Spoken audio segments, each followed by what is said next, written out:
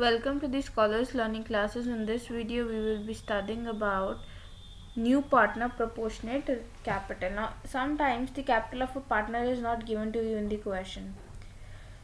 So, he may be required to bring in proportionate capital. Now, in such cases, the new partner's capital will be calculated on the basis of the capitals of the old partners remaining after all adjustments and revaluation.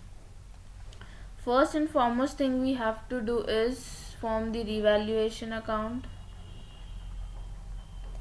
Second thing we have to do is transfer profit or loss to revaluation.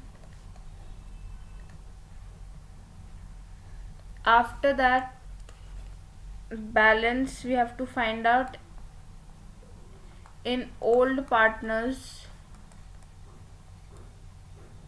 capital account. Right now, on that adjusted capital, we will find the proportionate capital of new partner.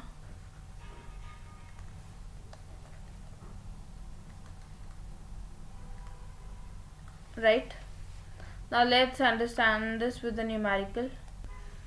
Capitals of A and B after all adjustments are rupees 24,000 and 16,000 respectively. They admitted C as a new partner with 1/5 share in the profit. So if 1/5 is the share in the profits of C, so A and B's share, the remaining share would be 1 minus 1/5, that is 4/5. Right, now if 4/5 of the share of capital of A and B is equal to 24,000 plus 16,000, this is the total capital of A and B with 4/5 of share, that is 40,000. Now what will be the total capital then? 40,000 into 5/4, it would be 50,000 rupees. Now 50,000 rupees, so C's share of capital would be 50,000 into 1/5 share, rupees 10,000. So C will bring rupees 10,000 as his capital. So this is how we calculate the proportional capital.